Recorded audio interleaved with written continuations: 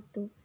Saya Ana Marwati dari kelas 11 MIPA 1. Di video ini, saya akan membahas soal PTS Kimia nomor 10 yang soalnya sebanyak 200 ml larutan HCN 0,3 molar direaksikan dengan 100 ml larutan KOH 0,3 molar.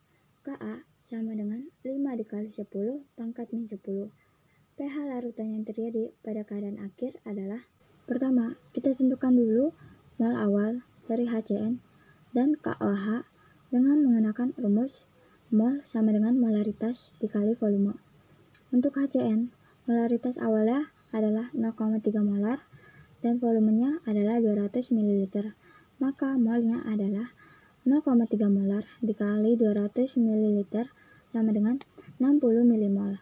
Untuk KOH, molaritas awalnya adalah 0,3 molar dan volumenya adalah 100 ml. Maka molnya adalah 0,3 molar dikali 100 ml sama dengan 30 mmol. Kemudian, kita tuliskan reaksinya, yaitu HCN ditambah KOH menghasilkan garam KCN ditambah H2O.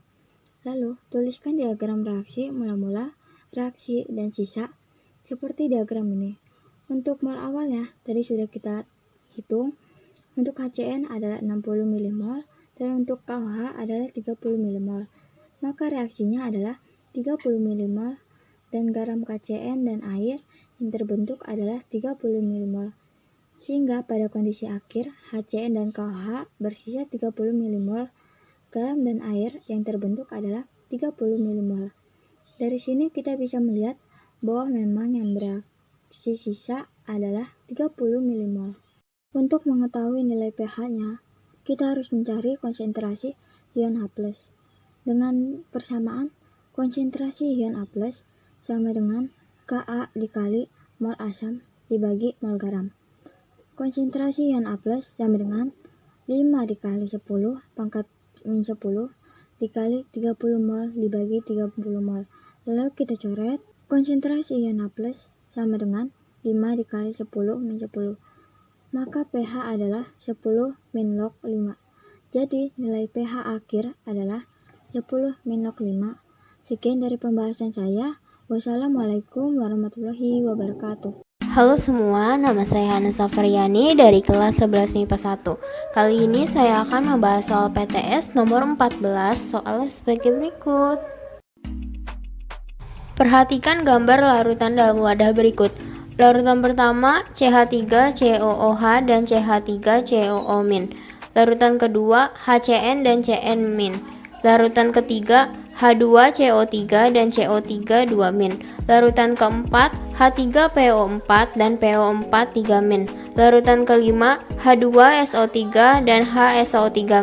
Pasangan data yang merupakan larutan penyangga adalah berikut cara penyelesaiannya. Pertama, kita harus tahu dulu nih apa itu larutan penyangga. Jadi, larutan penyangga adalah larutan yang jika ditambah sedikit asam, basa, atau air atau pengenceran, pH-nya sedikit berubah atau relatif konstan. Dalam larutan penyangga, ada teori asam basa Browsett-Lowry. Asam Browsett-Lowry adalah molekul atau ion yang mendonorkan ion H+ atau yang disebut donor proton, sedangkan basa Browsett-Lowry adalah molekul atau ion yang menerima ion H+ atau ekspektor proton. Dari teori tersebut, kita dapat mengenal asam basa konjugasi. Konjugasi asam adalah basa yang menerima ion H+, sedangkan basa adalah kebalikannya, yaitu asam yang menerima ion H+. Larutan yang memiliki asam basa konjugasi mempunyai selisih 1 pada ion H+, dengan ketentuan asam H lebih besar dari basa dan basa H lebih kecil dari asam. Nah, kita akan mencoba cari yang merupakan larutan penyangga. Nah, pada larutan pertama bisa dilihat di sini ada selisih 1 ion H+. Jadi, ini merupakan larutan penyangga.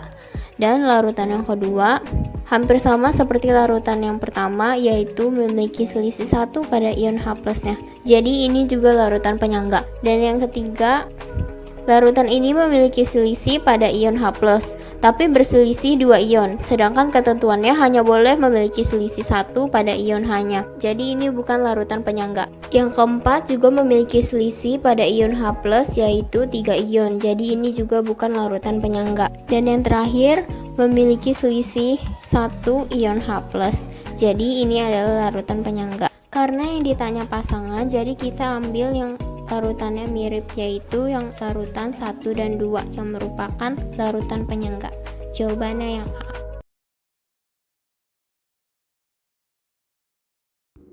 Soal nomor 23. Perhatikan pernyataan berikut. 1. Asam adalah spesies yang apabila dilarutkan dalam air akan menghasilkan ion H+. 2. Basa adalah spesies yang apabila dilarutkan dalam air akan menghasilkan ion OH-.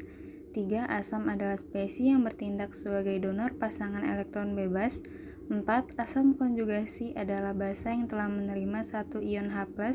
5. Basa adalah spesies yang bertindak sebagai aseptor proton.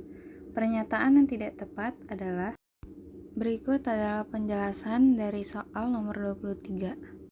Seperti yang kita ketahui, terdapat 3 teori asam basa. Yang pertama adalah teori asam basa menurut Arrhenius. Menurut Arrhenius, teori asam basa yaitu asam adalah senyawa yang jika dilarutkan dalam air maka akan melepaskan ion H+. Sedangkan basa adalah senyawa yang jika dilarutkan dalam air akan melepaskan ion OH-. Selanjutnya ada teori asam basa menurut Bronsted-Lowry. Asam menurut Bronsted-Lowry adalah spesimen yang melakukan donor proton, sedangkan basa menurut Bronsted-Lowry adalah spesimen yang menerima atau sebagai akseptor proton. Selain itu, pengertian asam basa menurut Bronsted-Lowry juga dikenal dengan sebutan asam basa konjugasi. Berikut adalah cara mengenali pasangan asam basa konjugasi. Suatu asam setelah melepaskan proton maka akan membentuk spesies yang disebut sebagai basa konjugasi.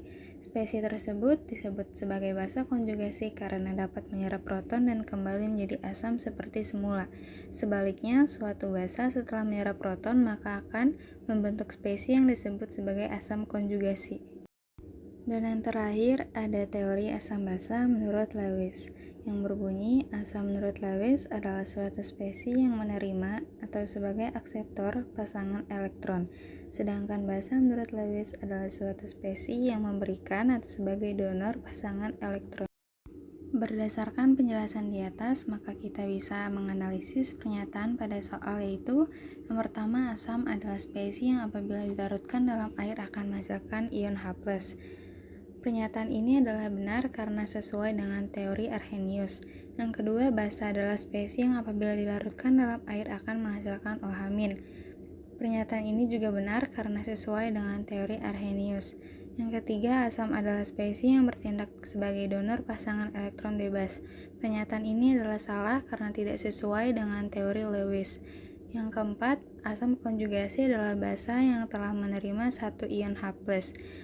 Pernyataan ini benar karena sesuai dengan teori Bronsted-Lowry. Yang kelima, basa adalah spesies yang bertindak sebagai reseptor proton. Pernyataan ini juga benar karena sesuai dengan teori Bronsted-Lowry. Nah, jadi berdasarkan analisis di atas, bisa kita simpulkan bahwa pernyataan nomor 3 tidak sesuai dengan teori konsep asam basa menurut Lewis. Maka dari itu, jawaban yang benar adalah yang C, yaitu nomor 3.